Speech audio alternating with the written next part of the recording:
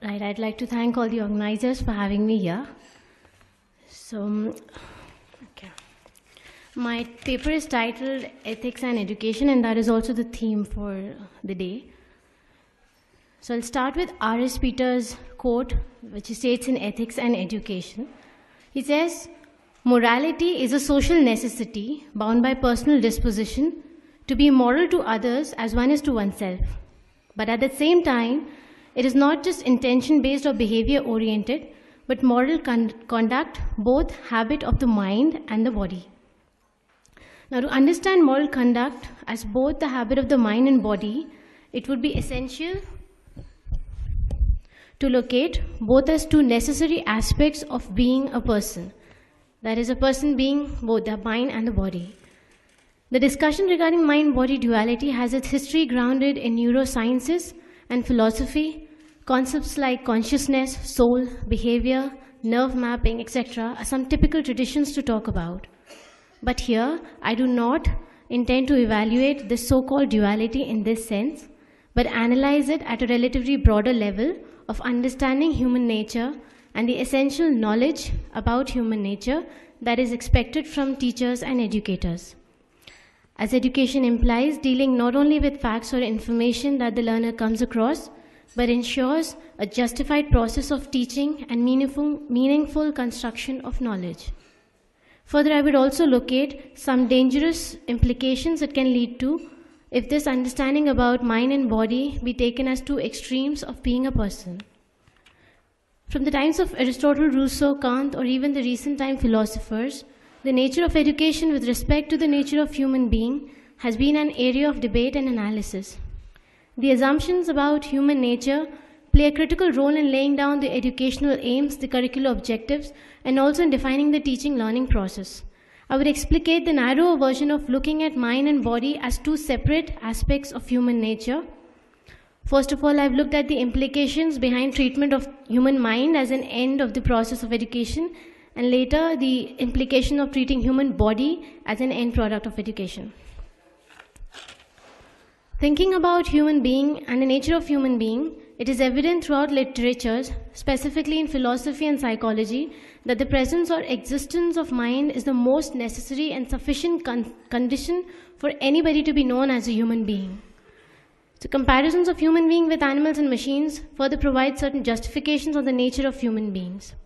It is evident that it is not only because of the concept of mind and the knowledge about the concept that is metacognition that makes human being human. In the article titled "What is to be Humans?", it is explained that education is the most crucial thing in the world for us. It might be defined as that part of experience that succeeds or fails in developing a unique reasoning capacity. Hence our minds, hence our essential humanity, and hence our autonomy. Only humans can be educated." Unquote. Thus, it should be noted that education could either lead to success or failure in developing our minds. Now, if nature of human beings is majorly attributed to the presence of mind, then one can see how important this mind is. Human mind can broadly be understood as a storage of beliefs, emotions, reasons, intentions, knowledge, values, dispositions, etc. It is almost what makes us conscious of what we are. Collating some of the ideas of John Dewey from his book Democracy and Education, and Harvey Siegel's reasons assessment as educationally fundamental, I've tried to argue on the importance of not just having a mind, but also a critical step further, emphasizing on having a mind of one's own or owning a mind. And with this characterization, I would deliberate this person as one who is educated. To one's mind, I have characterized the individual to have certain necessary conditions that she should fulfill. Following are the four broad characteristics. First, potential to think, feel, believe, know, or reason out. Second, autonomy in agreeing or disagreeing by providing proper justifications. Third, being able to act on the basis of one's reasoned out thoughts. And fourth, respecting other beings who also own a mind. Thus, one can be said to be a human being if one also owns one's mind. The third condition, that is being able to act on the basis of one's reasoned out thoughts, directs the connection between one's existence the existence of one mind and one's body. What an individual does also implies to what probably the nature of human being is. Thus, one's behavior, conduct, practices, etc. would also to an extent emphasize on precisely what kind of human beings we are. That is, whether we are one who own a mind, in other words are open-minded, or on the other hand, are we intellectual slaves? This answering the question, whether we are educated or trained individuals to respond to certain stimulus. Now, human mind that has been understood as storage of thoughts, beliefs, and all the parameters mentioned above, and the human body as an action-generating instrument, that is know-how and conduct specifying one's intentions. Perhaps it seems that mind is given more emphasis as a repertoire of all human engagements, and thus content of the minds are to an extent given greater preference over body. But such one-sided assumptions have certain direct and perhaps dangerous implications in education. That is to say, if mind and body be taken as two extremes of a human being, then the nature of human being would be understood as an either-or discourse. What I mean is, I'll just exemplify. For example, by teaching, if some teacher focuses on mind as a separate yet critical aspect, then there might be a tendency to emphasize on feeding of beliefs, opinions, and thoughts of others, mostly that of the authority, without much critical reflection and understanding on the part of the learners. Thus, emphasis on action would be some biased, uncritical, and unreflected product-oriented act, wherein such beliefs, thoughts, or values could be seen as direct embracing of values, thoughts, and intentions guiding the behavior. For example, in most of our schools, pupils could be observed parroting certain thoughts that emphasize on intentions, values that might not be reflected upon by the learner, but reproduce as is given from above. Values, thus, are easily forced upon the pupils. For example, moralistic ideals are transmitted through posters and one-liners and are repeated daily in our assemblies, like do not lie, do not pluck flowers, always respect your elders and teachers, cleanliness is next to godliness, etc. But there is no space provided to understand what essentially these propositions mean, like what implication plucking flowers or lying could lead to. Thus, it ends as an unreflected experience. Thereby, this could be assessed as a failure of one's education, as mind is treated with beliefs that are not justified for learners to make decisions to autonomously bring it into practice. Now, on the other hand, if human nature be assumed only as an activity-oriented or behavior-changing being, then also there lie similar and equally dangerous consequences, as the focus would primarily be on getting the act done in a required time limit. Once again, the aspect of why that act should be done remains necessarily ignored. R.S. Peters, in his book Ethics and Education, says, "We do not call a person educated who has simply mastered a skill." So, for example, there could be learners who would be skilled in a particular skill that might be useful to the society, but at a broader level, they might not be disposed to understanding the reasons and justifications involved in the act in a meaningful manner. The activity in which the learner would be engaged might be even socially useful or moral, but would lack basic knowledge and understanding on the part of the learner to what that particular act means, as the focus would be in completing the given task at hand. Absence of reflection and understanding on the part of the learner and the teacher could reap outcomes that might be useful or even morally sound, but is in its very nature far from being educational. Analyzing the above two examples, one could argue that it might not be such assumptions of two extremes of what a human being is. That precisely is the point I would like to make. Thus, whether this unreflected outcome-oriented process be called educational and thus morally accepted would be something that I would like to elaborate upon further. So then questions like what would education then mean? What would an educated person be like? What should thus be the process involved in educating a person, etc. would be significant questions for the purpose of this paper.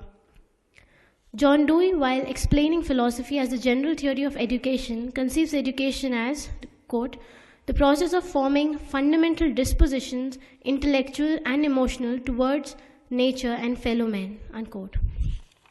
Thus, an educated person ought to have grown through this process and necessarily be inclined towards some fundamental dispositions.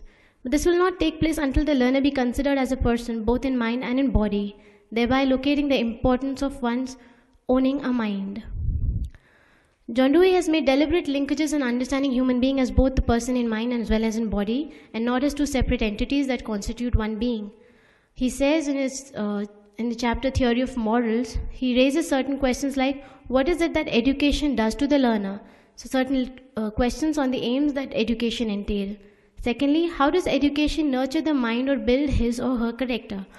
Focusing on the questions about the contents of education. And thirdly, how does education help learners act in the society in a conscious and rational manner? Emphasizing on the questions about teaching learning process. Now, emphasizing on the aspect of mind and body and eliminating any misinterpretations on this false dichotomy, he provides an in-depth view. But the question he raises push some more questions to my mind. First, are the educational aims treated as a means to an end or an end in itself? Perhaps the end, whatever it be, definitely is critical in attainment of the aims. But is it something that is achieved, say, after 12 years of one's schooling? And secondly, if it is considered as an end in itself, then how is it justified in the light of ethics? Thus, is it assessed as some programmed conduct and behavior, or is it assessed by the content, that is intentions, beliefs, values, and knowledge of the mind that the learner cognitively and consciously engages in? When we see the conduct-content relationship in the light of ethics, we almost want to succumb to the artificial divide that we often mistake about the false dichotomy between educational theory and practice. John Dewey explains, it's a quote from his book again, different schools identify morality as either the inner state of mind or the outer act and result, each in separation of the other. If dualism be taken for morals, it takes the form of a sharp demarcation of the motive of action from its consequences, and of character from conduct. But, as he further suggests that this demarcation is a false one, he explains that action with a purpose is deliberate, but there is not first a psychical process followed abruptly by a radically different physical one. There is one continuous behavior proceeding from a more uncertain, divided, hesitating state to a more overt, determined, or complete state. Thus, it is not a conduct-content divide, but a continuous process in which the learner consciously grows. I too argue that human nature be seen as a continuum in both one's conduct and content. And thus, education would be a successful endeavor by developing not just the mind or the body, but the person as a whole. This further has certain pedagogical implications for educators who view learning or construction of knowledge not as any discontinuity between the mind and the body. To eliminate unethical implications in education, the teacher or the educator thus needs to consciously acknowledge the nature of human being in this sense. Having made that point, I would now try to locate the assumptions related to the nature of knowledge itself. This is taken from the National Curriculum Framework 2005. Assumptions about the nature of knowledge and the child's own nature shape the school ethos and the approaches used by those who prepare the syllabi and textbooks and the teachers as well. So therefore, it has direct implications on other critical aspects of education like the aims of education, curriculum, and the teaching learning process. Quoting from NCF again, the curriculum needs to emphasize the process of constructing knowledge. So the knowledge construction, knowledge is here taken as a strong, in the strong sense of justified true belief, is a very critical aspect that most of our school aim, but till very recently assumptions about knowledge itself has not been very effectively and clearly translated in the broader educational discourse. For example, Alvin Goldman, 1999, argues that truth is the fundamental epistemic end of education. Thus, at the end of one's schooling, a learner could be expected to know all the socially valuable true beliefs, that is the weak sense of knowledge, about a society and the world. As stated earlier, it could be observed that such facts, information, true beliefs could be transferred to the learner in an unreflected or uncritical manner from the teacher to the students, thereby leading to failure in the development of mind. Now, since truth becomes the fundamental epistemic aim, the validity and justification of various beliefs identified as true remains necessarily lost or unattended to. And these explanations about aims of education take us back to the argument about uncritically accepted true beliefs or values on the part of the learner, thereby reinforcing the false dichotomy between the mind and the body and propagation of the biased and the incomplete view of mind over body as the essence of human nature. In response to Alvin Goldman, Harvey Siegel responds that it is not by merely repeating some truths about the world that one could be called an educated person, but critical thinking as a fundamental aim of education, independently of its instrument tied to truth, unquote. This knowledge has not some sort of coherent beliefs in truth, but also rationality, critically reasoned out propositions that the learner needs to consciously know and understand. Dewey 1909 explains critical thinking or reflective thinking as the active persistence and careful consideration of a belief or supposed form of knowledge in the light of the grounds which support and further conclusions to which it tends. And I believe this is the same fundamental disposition that he earlier states as one of the aims of education in a democratic society. National Curriculum Framework suggests that there are some abilities that or some aims of education as students or learners to be able to analyze and evaluate their experience, to doubt, question, investigate, and think independently. As this is the unique human ability that is called rationality, which is manifested in human behavior in a wide variety of ways. This coming to rationally believing something and also making decision or implementing on the same is what critical thinking also aims at. Thus, it is not just valuable thinking but also valuable doing and bringing the thought to action that education explicitly aims at. R.F. Dearden too emphasized that an important aim of education should be to develop ability in people to help them make informed choices based on reason. And each of the different forms of understanding, be it maths, aesthetics, or science, has its own kind of critical thinking and its own ways of being creative. He suggests different forms of understanding that distinguishes on answering two primary questions. First, what do you mean? Second, how do you know? Often the answer to the second question is based on testimony as a source of knowledge. So, trust on the authority, for example, explicates the truth about different forms of knowledge. Thereby, different values or propositions are merely transferred from the authority to the learners. But to understand the first question, that is, what do you mean? Here is an example. For example, a second grader in a mathematics class might not and cannot know the nature of mathematics and its validation procedures, or that the principles and logical structure of mathematics is different from environmental science that she studies.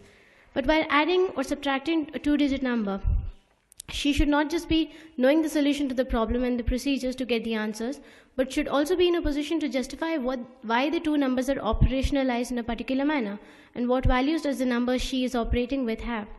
Thus, it should be made available to the learners according to the level of cognition and understanding of different concepts. Thus, addition would not then simply mean a procedures to be followed, but an attempt to understand the mathematical concepts of dealing with certain known quantity. Thus, once again, the mind of the learner should not be assumed as a problem-solving machine, but an active constructor of conceptual knowledge, and therefore fulfilling the conditions of nurturing learners to own a mind for themselves. R.S. Peters states about morality necessarily being a habit of both the mind and the body. Thus, knowledge not just as true beliefs, but as justified true beliefs would make the process of meaning-making and learning necessarily educational. R.S. Peters in his book Ethics and Education puts it, knowledge plays such an important role in life, one becomes committed to the pursuit of truth, caring about detail and evidence with keenness and are not characteristics of the uneducated. Such concerns for evidence is also characteristics of the manner in which education is brought about. So this last line of bringing about education leads us to the second part of this paper that would be dealt with understanding some ethical questions about the teaching-learning process. But before that, it would be important to bring into consideration the curricular objective, the questions raised of the content that guide the pedagogical process. Curriculum, according to Paul Hurst, is a program, quote, is a program of activities designed so that pupils will attain by learning certain specifiable ends or objectives, unquote. This implies that the whole idea of bringing about learning would guide an educator or even a learner to plan a focused and nurturing environment, be it the seating arrangement, the method of conducting classes, the content undertaken for specific time period, the timetable of the school, assessment of the learner, or the curricular objectives, etc. All deliberated as a critical act to bring about learning in the pupil, as was planned, and not just imagining the achievement through the lens of learning something worthwhile or not. He explains that, quote, Paul Hurst explains that limiting the curricular objectives to contents and methods for bringing about learning would result in one-sided problem-solving techniques. And therefore, either pupil would be engaged in learning certain theory of a problem or learning a certain method to treat a problem. Once again, as explained earlier, the mind-body dichotomy could be seen to be inevitably growing. But once the curricular objectives are rationally justified and planned, both the content and the method can be well articulated by the learners. Thus, the process of planning and curriculum should be considered as a rational act. Paul Hurst says that achievement of aims of education, be it acquiring certain forms of thoughts, developing intellectual abilities, and particular character traits, are not simple acquisitions. They are all matters of learning, and learning that is not merely conditioned, learning that involves understanding. Thus, one's assumptions about human nature and learning and understanding play a critical role in the modes undertaken in construction of knowledge. While assumptions about human nature, aims of education, and knowledge have already been reflected upon, I would now be deliberating on the idea of teaching as an ethical act. Anthony O'Hare, he says, morality is intrinsic both to the conduct of teachers and teaching, and in various ways to the content of the various subjects being taught. This is very important as it is through the act of teaching where learners and teachers formally interact. Teaching and educational discourse is differentiated from training and indoctrination. Though all the three processes, teaching, training, or education, deal with teacher and the learner, what is it in teaching that makes it educationally valid, and what is necessarily missing in training or indoctrination that makes it ethically questionable is the argument I would be reflecting upon. And this is also the last part of the paper. There are many debates on the necessary and sufficient conditions for something to be called as indoctrination. For example, Wilson, Flew, and Peters explain that the intention of the teacher, the content that is taught by the teacher, outcomes of the process of indoctrination, and the methods of teaching are four of such conditions. I will not attempt to define the process of indoctrination here as such. Now, while analyzing the four conditions mentioned above, it seems that for teaching to take place, the same conditions hold. Thus, what is it that differentiates the two processes, and how is it drawn from the aims of education so that it raises ethical questions on the process of teaching and learning? The activities of teaching are activities deliberately aimed at bringing about learning. This is said by Paul Hurst. Thus, the intention of the teacher is very important to make sure that the learners learn what was intended to be learned. The teacher is expected to achieve the objectives by delivering the content successfully. The intention of the teacher, the outcome of the process of teaching, and the method of teaching are the critical conditions that I think should be understood further. So we have the intention of the teacher and the outcome of the process of education, and the outcome in the sense the state of mind of the learner, and through a method of teaching. So to understand this relationship, let's take an example. Say there are two learners. They might happen to explain the role of friction in reducing the speed of a moving toy car. But to evaluate it as knowledge that is justified through belief, that is constructed by learner, one would have to know the intention of the teacher, whether it was just to transfer the content beliefs to the learner, or to actually teach the learner to know and understand what the proposition means. Thus, the method of teaching the teacher uses to a great extent entails the intentions and the outcomes of the process of teaching. What I am also proposing is that teaching is not just limited to a set of skills or sequential processes with little coherence, but it is the essential idea or intention of the teacher that entails the act of bringing about learning and fulfilling some of the other objectives in a rationally justified manner. R.S. Peters in Ethics and Education says, quote, that education implies that something worthwhile is being or has been intentionally transmitted in a morally accepted manner, unquote. The statement explains that some activity that is educational in nature or something worthwhile is initiated by an initiator with an intention, and the method of transmission is a moral one. Thus, while teaching, the teacher has no other option but to initiate the act of transmitting something worthwhile in a morally justified manner. Now, what is that morally justified manner that will lead to critical thinking people is the last part of the paper. Sorry, this was the last part. If learning be assumed to having certain knowledge and understanding consciously held by the individual learner, then what are some ethical and critical questions raised for teaching? Especially when teaching aims at teaching not just the mind or the body, but the person as a whole. So Israel Scheffler, in his writing Philosophical Models of Teaching, emphasized on such methods of teaching that enables one to understand the ethical concerns of fulfilling the aims of education by deliberating on the method of teaching that is grounded in the knowledge and understanding of the teacher. In the first kind of model, the impression model, he says, he explains as that mind is considered as an empty container in which the environment, including the teacher, constantly makes entry, and the proposition with which the learner interacts or comes to face is retained and regulated in the mind. This again deliberates the false dichotomy discussed above. If the teacher or educator happen to assume that the mind is an empty vessel and the environment will be made available to the learner, in the sense that mind will not be owned by the learner, but would invariably be exposed to beliefs, practices that is controlled by some authority. Thus, autonomy of the learner that one could be deceived into believing is at stake of the empty minds that the learners are assumed to have. Thus, again, education in this way would be nothing but a failure, an implication most dangerous for learners to experience, not just as individuals but also as members of the larger society. The second model he considers is the insight model. He elaborates on the idea of St. Augustine on the importance of linguistic prompts provided by the teacher that enables the learner to make sense of the realities or new knowledge, and thus again insight through the prompts to further construct knowledge. But as understood in its totality, it eliminates the implication on the aspect of conduct. Once again, the mind of the learner, the space where insight are signified, are given importance over conduct. Quote, "But a judgment of appropriateness is not all there is to application. Habits of proper execution are also required, and insight itself does not necessitate such habits. This omission is very serious indeed, for the concept of principles and the concept of reason together underlie not only the notions of rational deliberation and critical judgment, but also the notions of rational and moral conduct." This is taken by Israel Scheffler, unquote. Thus, what does a teacher do to nurture critical thinking in her learners, and that not just provide the vision for constructing knowledge, but also to have certain disposition towards rational judgment and conduct? From what he explains in the third model of teaching, that is the rule model, some direct implications can be drawn. Reason and the disposition towards acting on the principle, as discussed in the rule model, should be an aim in teaching learners in the process to become thinkers for themselves. Israel Scheffler explains that in the moral realm, quote, that in the moral realm, reason is action on principle.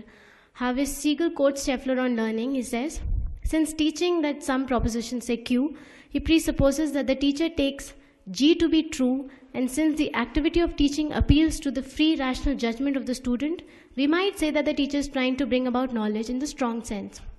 The teacher does not strive merely to get the students to learn that Q, but also to get him to learn it in such a way as to know it, that is, to be able to support it properly. Scheffler.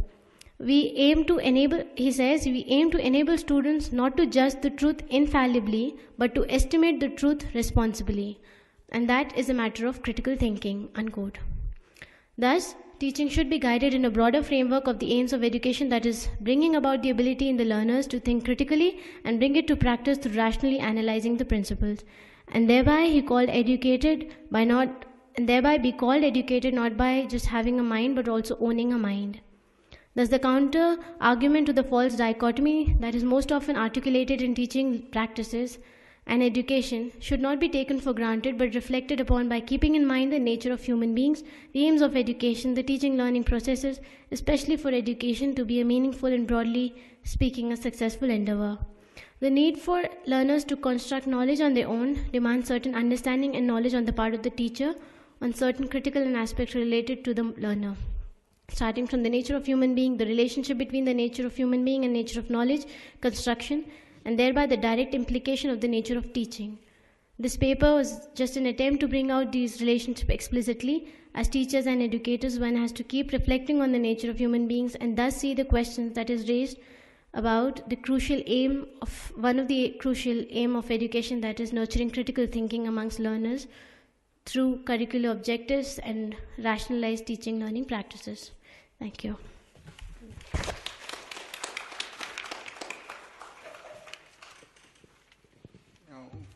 We can have 10 minutes, up to 10 minutes for questions or comments. Are there any questions or comments? Okay.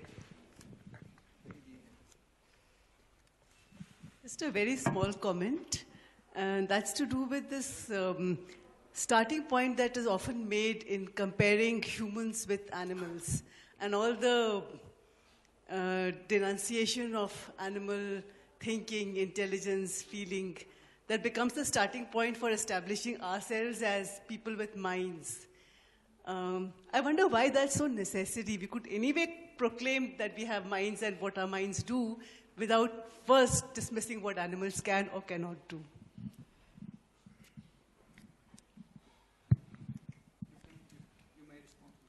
That was a comment, I guess. Okay. So, gentlemen.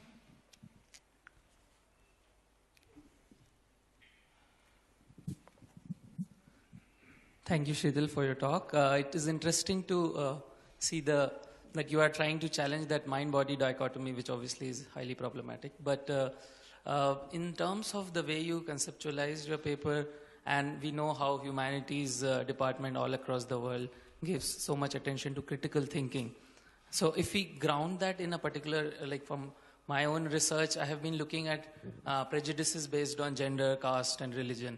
And sometimes it is obviously important to critically think through these issues and become aware, but sometimes it is only directed towards a politically correct kind of thinking. It necessarily doesn't translate into practice. So the idea that if we critically think about an issue, somehow it will change our practices, that assumption is constantly challenged these days, because if you ask anyone, and anywhere, not just here, but anywhere, yeah, gender equality, caste equality, things everyone says, but the way privileges play out in terms of practices and discrimination, all these things are so prevalent. If critical thinking was enough in some ways, then this wouldn't have been such a problem. So again, the theory-practice binary that again you were trying to challenge, but how do we, if we still keep holding to just a critical thinking, rather than looking at actually practices, because in the way our classrooms are designed, we just go and listen and talk. There isn't any emphasis on embodying it or practicing it or like engaging your being in it. So I don't know if, if your thoughts on it. So, okay. I have two responses to that. Maybe I'm just breaking the question into two parts. So first, I've taken critical thinking as also an example of one of the aims of education. So just to justify the paper. But yeah, the beliefs, you're right, the beliefs and practices, but I have taken that assumption that our beliefs do define, in a sense, articulated or unarticulated into our actions. So, but then if the question is that, okay, we have a belief, and would critical thinking would necessarily lead it into practice, I think that doesn't raise question on critical thinking in itself. For example, I mean, just to add on that, if I'm believing something, maybe I'm gender biased, that's where the role of critical thinking comes into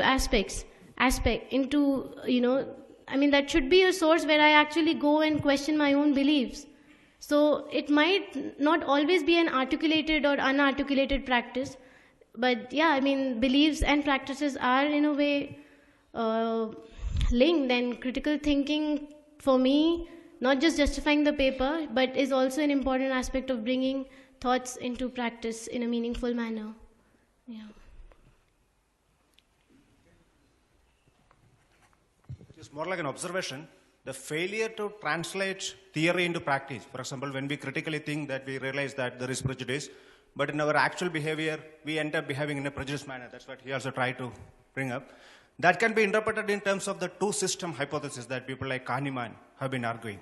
That most of the time we are under the control of unconscious systems and we behave impulsively out of instincts, habits, whatever you call it. And critical thinking and all these things are conscious parts which play only a minor role as far as the genesis of behavior is concerned. So I think this can explain our failure.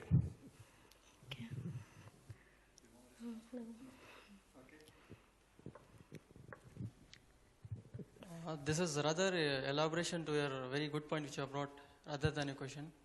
So just wanted to have a little reflection of yours in it. So you brought a very good point in terms of ethics where you said it's thought about to respect elders and not to pluck the flowers. So you questioned about how to bring about the reflection about the consequence of what if not adhere to the ethics. So how do you think because when we see the core subjects taught in our schools, we are very lacking in terms of bringing the reflection on the subject. How do you think this ethics can be brought into real reflections in our classes?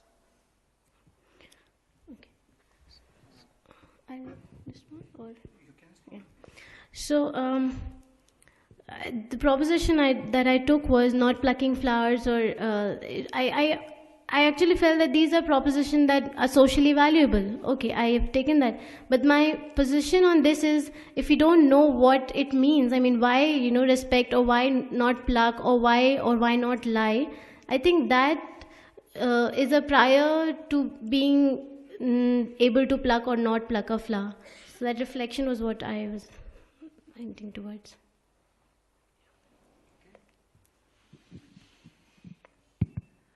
My question is regarding the distinctions you tried to draw between indoctrination and teaching. It was somehow not clear, because I somehow thought the conditions which also define teaching are also applicable for indoctrination in a way. Just that the aspect of justification provided happens to be a necessary condition for teaching, is what you were saying. But I think there is also sometimes also justifications provided in indoctrinating processes also. So do you agree with this, whatever I'm saying? And secondly, don't you also want to talk about virtue ethics related to teaching? I mean, the aspects of virtues attached to a teaching profession, or the goodness of a teacher, and how it is important. Maybe I'll start from the second one. I think the goodness of a teacher, if the teacher is able to have learners to own their mind, I think that would constitute a good teacher for me. So, and the first part, indoctrination and teaching, yeah, I mean, the conditions that I shared were, I mean, they're typical for both teaching and indoctrination. But when I think propositions or beliefs or dogmas are justified in while indoctrinating, I think the justifications in themselves are not, or maybe are not, how to put it, are not leading to critical thinking in that sense. I mean, the outcome that a learner comes off from indoctrination would be a different person. He or she will not own a mind, I would say, to indoctrination. Yeah. I have myself 2 short questions, very short. The first one is a very general one, actually. What is actually the difference between thinking and critical thinking? It seems to me to be the one and the same thing. Okay.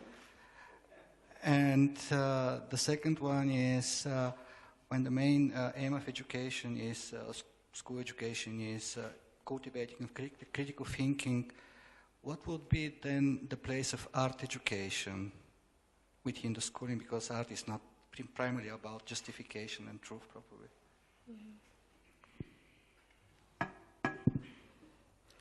So again, art education, I haven't read, I mean, I don't know much about aesthetics in education. I haven't read it on that. So, but I think art also has its own validation procedures. So maybe if those procedures are taught to the children to be able to, admire art in its whole, I think that would constitute it. But I haven't read that. And yes, thinking and critical thinking.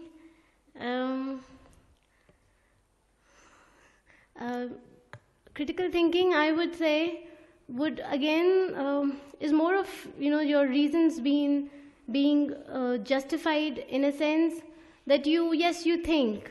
We always keep thinking, but yeah, I mean, maybe I won't comment right now. I'll just read more and then we come back. Okay, thank you very much. Yeah, thank you.